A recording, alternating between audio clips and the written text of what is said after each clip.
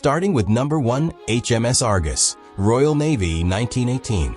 HMS Argus entered service in September 1918 as the world's first true flush-deck aircraft carrier, giving naval aviation its foundational operating platform. Converted from an Italian ocean liner, she displaced 14,000 tons and carried aircraft on a completely unobstructed flight deck, a radical departure from anything that came before. She never saw combat in the First World War, arriving too late, but her operational existence proved that large-scale carrier aviation was viable. The Royal Navy learned more from Argus about deck operations, landing procedures, and aircraft handling than from any theoretical study. 2. HMS Hermes, 1924. Royal Navy, 1924. Laid down in 1917 and commissioned in 1924, HMS Hermes was the first vessel in history designed from the keel up as an aircraft carrier. She was small, displacing just 10,000 tons, but her purpose-built design informed every subsequent British carrier concept. She carried roughly 20 aircraft and served extensively in the Far East. In April 1942, Japanese carrier aircraft found her off Ceylon without air cover. Within minutes, she was struck by over 40 bombs and sank. Her loss underscored a brutal truth: a carrier without fighter protection is simply a target. 3. HMS Courageous-class, Royal Navy, 1928. HMS Courageous and HMS Glorious were originally built as large light cruisers, the so-called Outrageous-class, before being converted into fleet carriers under the terms of the Washington Naval Treaty. Both ships displaced around 22,000 tons and carried up to 48 aircraft. The conversions were practical solutions to treaty limitations, but produced carriers with handling characteristics that were never entirely satisfactory.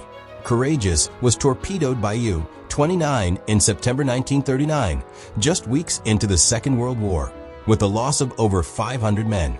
Glorious was sunk by German battlecruiser Scharnhorst and Gneisenau in June 1940, a loss compounded by poor tactical decisions that left her without adequate air patrols. Both losses were catastrophic and avoidable.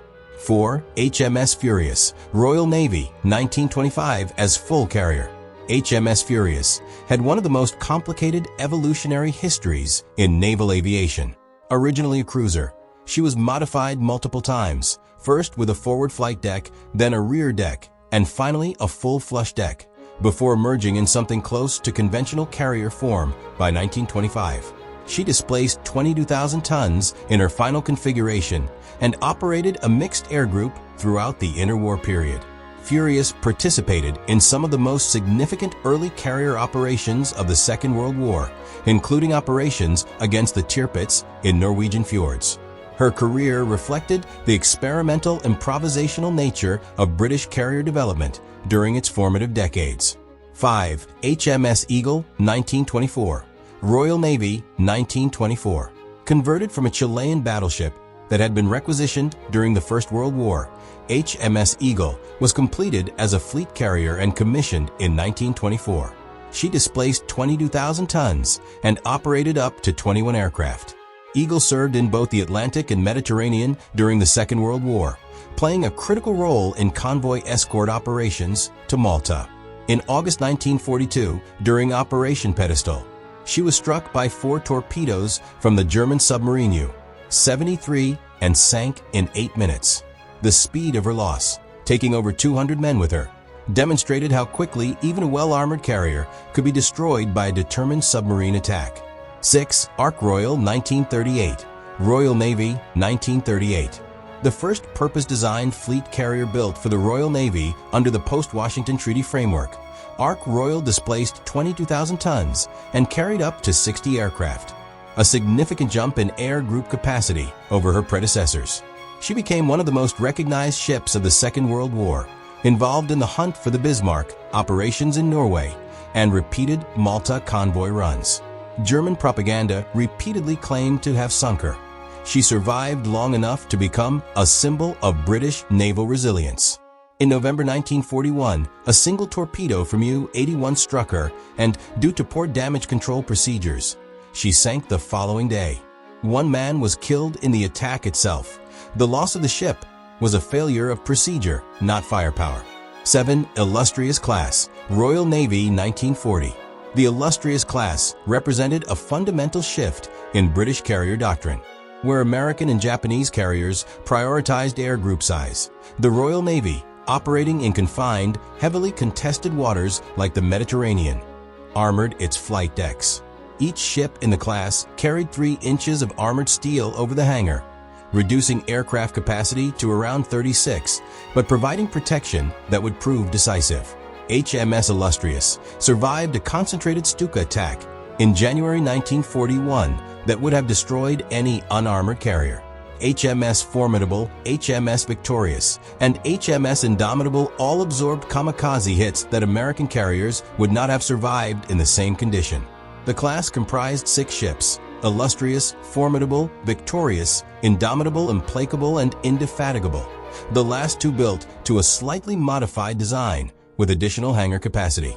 8. Implacable Subclass, Royal Navy 1944.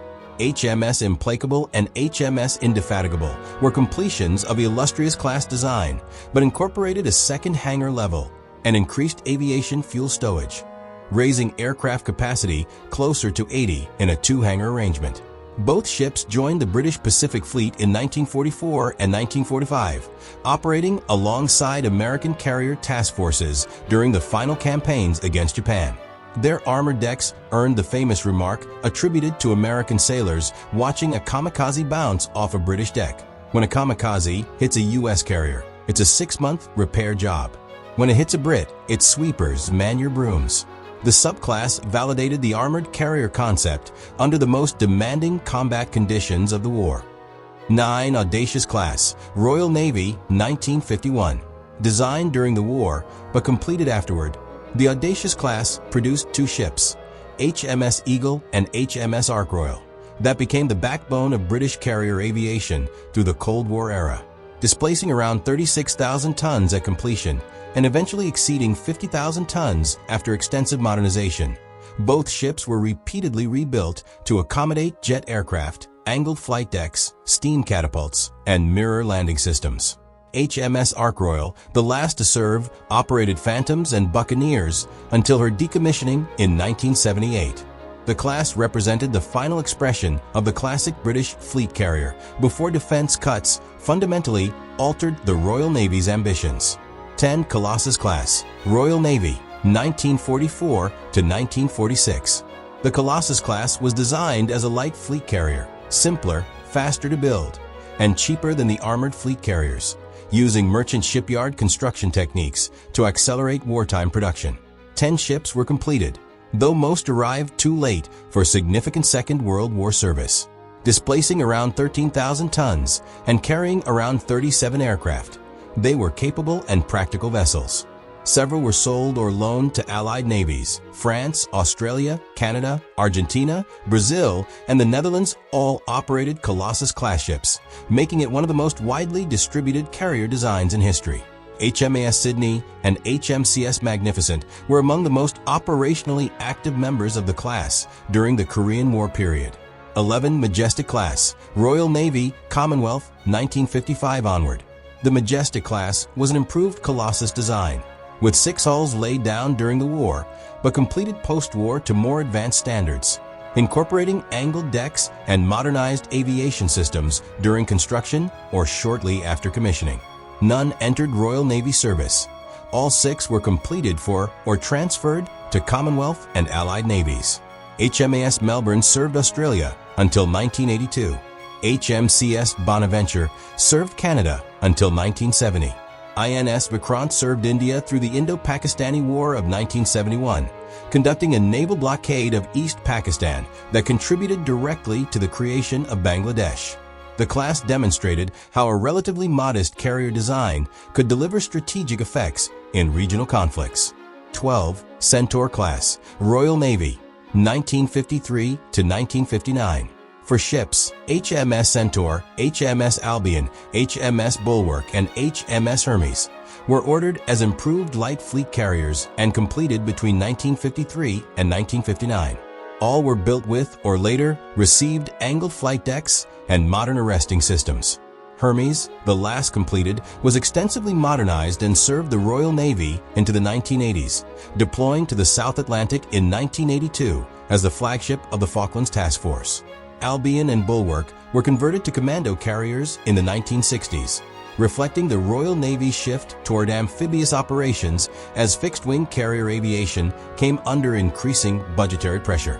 The class bridged the transition from Korean War-era piston engine operations to supersonic jet aviation.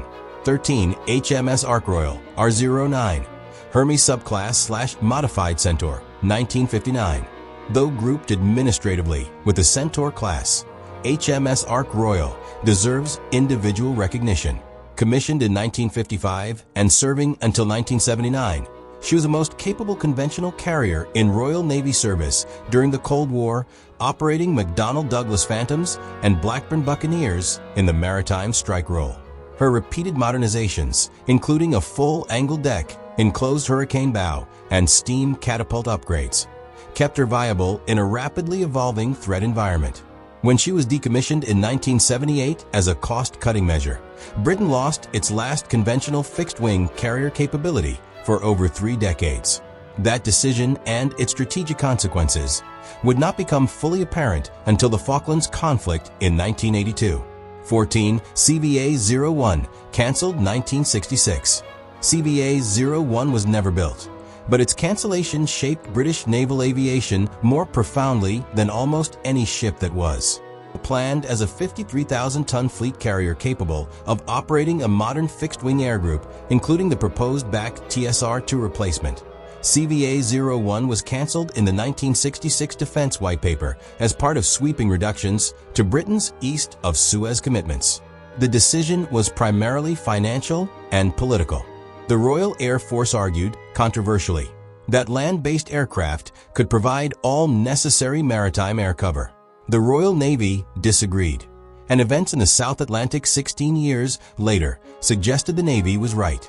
CVA-01 remains a significant case study in the intersection of defense economics and strategic consequence. 15. Invincible-class, Royal Navy, 1980 to 1985. The Invincible-class emerged from the wreckage of the CVA-01 cancellation as a politically acceptable compromise, initially designated through deck cruisers to avoid the term carrier and the budget battles it would trigger. 3 ships were built: HMS Invincible, HMS Illustrious, and HMS Ark Royal, displacing around 20,000 tons and operating Sea Harrier V STOL aircraft from a ski jump ramp. They were not fleet carriers in the traditional sense, but proved far more capable than their modest origins suggested. During the Falklands War, HMS Invincible and HMS Hermes, the older Centaur-class ship, provided the air defense and strike capability that made the amphibious landings at San Carlos possible. Without them, the campaign could not have been conducted. The class validated V/STOL carrier aviation as a serious operational capability. 16. Queen Elizabeth-class, Royal Navy, 2017 to 2020.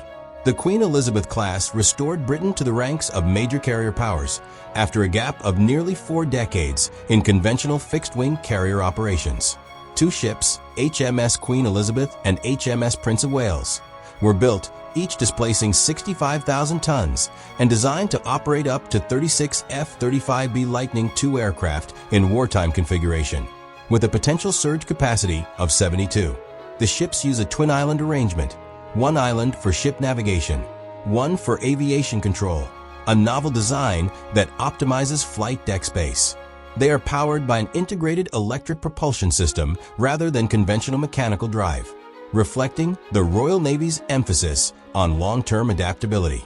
HMS Queen Elizabeth conducted her first operational deployment in 2021, leading Carrier Strike Group 21 through the Mediterranean, Red Sea, and Indo-Pacific, the Royal Navy's most significant power projection exercise in a generation.